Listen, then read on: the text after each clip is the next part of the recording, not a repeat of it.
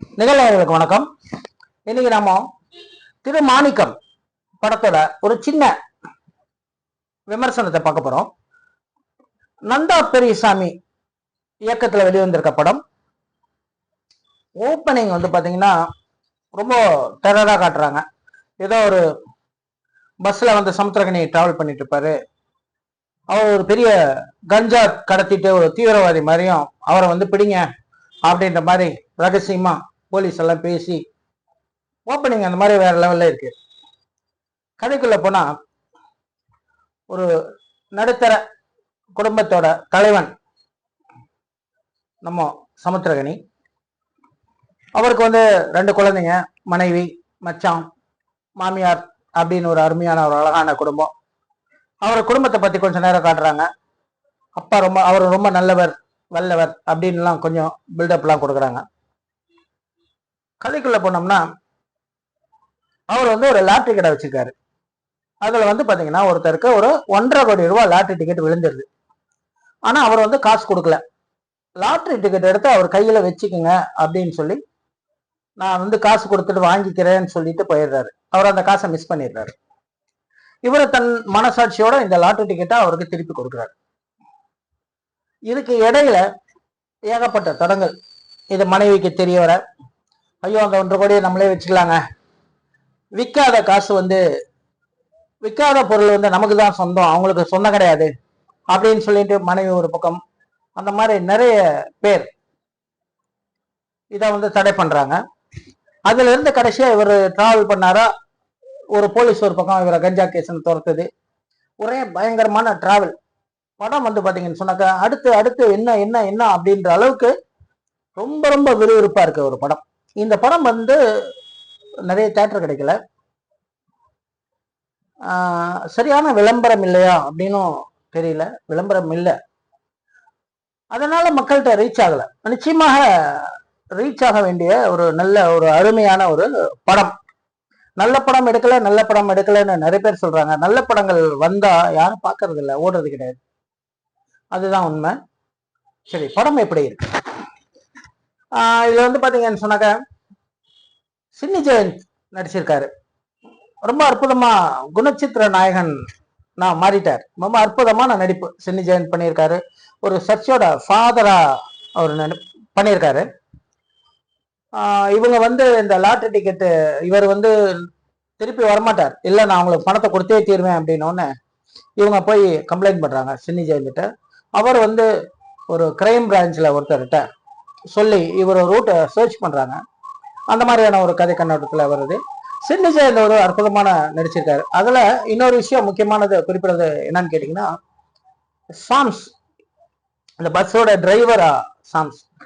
Bus டிரைவருக்கு இவ்வளவு பெரிய கேரக்டரா அப்படின்னு நம்ம யோசிக்கணும். அந்த மாதிரியான ஒரு கேரக்டர். ஆனா வந்து பாத்தீங்கன்னா உண்மையாலுமே சாம்ஸ் வந்து ரொம்ப அற்புதமா நடிச்சிருக்காரு.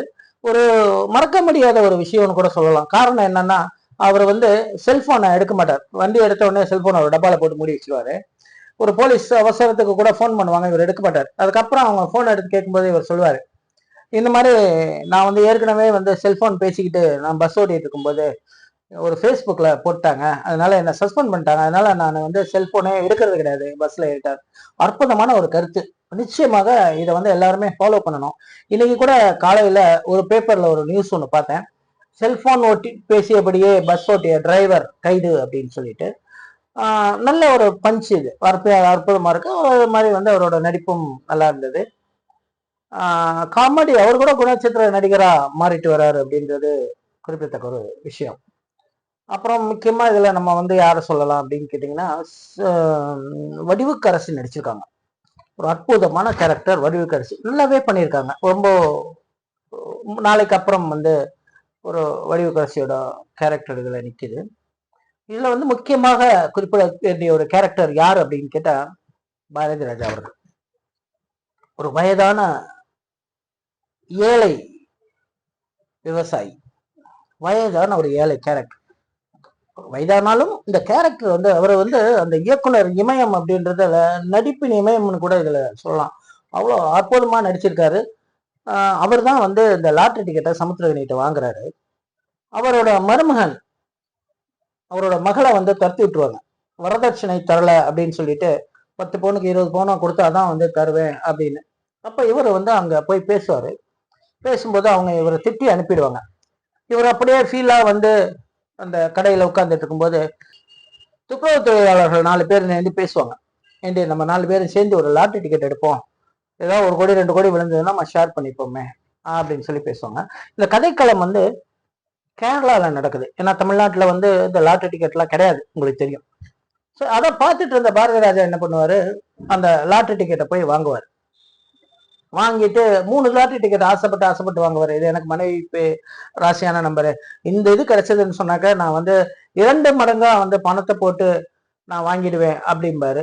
இன்னொன்னு சொல்லுவாரு, இது கிடைச்சதுன்னு சொன்னாக்க நான் மிகப்பெரிய ஆள் ஆயிடுவேன் அப்படிம்பாரு. அந்த மாதிரியான ஒரு 3 டிக்கெட் வாங்குவாரு. 3 டிக்கெட்டை வாங்கிட்டு இவர் இடுப்புல இருந்து காசை தேடி பார்ப்பாரு. ஆனா வந்து அவருக்கு அந்த காசு இருக்காது. அந்த காசு தொலைஞ்சு போயிடும். அது அப்புறமா காட்டுவாங்க. பஸ் ஸ்டாண்ட்ல ஒரு 500 ரூபாய் நோட்டு கிடக்கும், அதை ஒருத்தங்க எடுத்து ஒரு கண் தெரியாத அம்மாவோட பொண்ணு எடுத்துக்கும் அப்படின்றத காட்டுவாரு. தொலைஞ்சு போயிடுச்சு உண்மையாலுமே அப்படின்ட்டு. அப்ப இவர் பதப்பா இது பண்ணும்போது இவர் என்ன சொல்லுவாரு சமுத்திரக்கனி, இல்ல நீங்க வச்சுக்கோங்க அப்படிம்பாரு. இல்லப்பா நான் காசு கொடுக்கல, நீ இதை வச்சுக்கோ, நான் பின்னாடி காசு கொடுத்துட்டு வாங்கிக்கிறேன் அப்படின்னு. அப்ப இவர் வந்து அந்த பையில வந்து அவரோட ஊர் பேர் போட்டிருக்கும். அந்த பைய பார்த்துட்டு அந்த பைய கொண்டு வந்து அவர் கையில கொடுத்து ஒரு 200 ரூபாய் காசையும் கொடுத்து சமுத்திரக்கனி அனுப்புவார். இவர் போயிடுவார். இவருக்கு தெரியாது. ஸோ லாட்ரி டிக்கெட் அடுத்த நாள் விழுந்துருச்சுன்னு அவங்க சொன்ன உடனே இவர் உடனே கடையை மூடிட்டு கிளம்புவார், லாட்ரி டிக்கெட்டை அந்த பாரதி ராஜாட்ட கொடுக்கறதுக்காக. அப்போ அவங்க மனைவி ரொம்ப கஷ்டத்துல இருப்பாங்க. அவங்க போலீஸ்காரங்கள்ட்ட தண்டல் வாங்கியிருப்பாங்க. போலீஸ்காரன் டெய்லி வந்து நின்றுட்டு போயிட்டு இருப்பான். அந்த மாதிரியான ரொம்ப கிரிட்டிக்கலான ஒரு ஃபேமிலி தான்.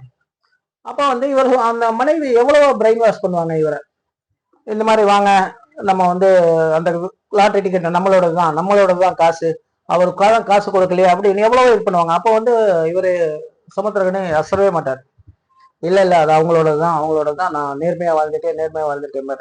கடைசியா ஏன்டா இவர் இவ்வளவு அழுத்தி சொல்றாருன்னா ஒரு கிளைமேக்ஸையும் சொல்லுவாரு. அதுக்கு ஒரு பதிவாக ஒன்று வச்சிருப்பாங்க. நம்ம நாசர் அவர்கள் ஒரு அற்புதமான கேரக்டர் பண்ணியிருப்பாரு. அவர் வந்து ஒரு லாட்டரி வியாபாரியா இருப்பாரு. அவர்கிட்ட இருந்து சமுத்திரகனி சின்ன வயசா இருக்கும்போது ஒரு திருடனா இருப்பாரு. இவர் ஒரு இதை திருடிட்டு போயிடுவாரு. அதுக்கப்புறமா வந்து அவரை மன்னிச்சிடுவார். அதனால வந்து இவர் மனசு மாறி இவர் நல்லவனா மாறிடுவார்.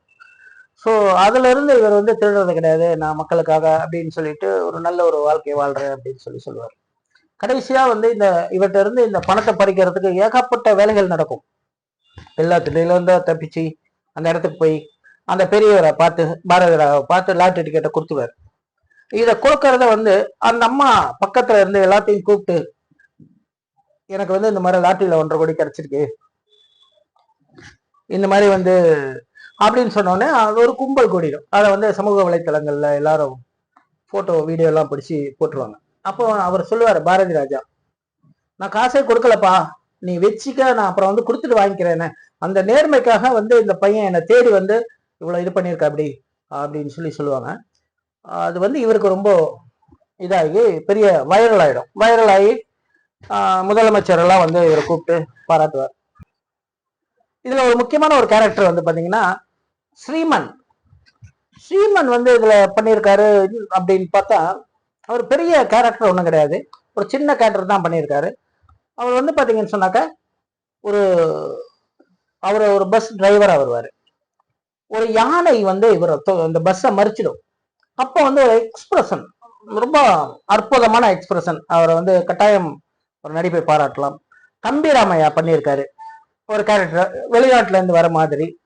அவர் பெருசா அவரோட காட்சிகளுக்கு ஒலு இல்லை, இருந்தாலும் ஓகே.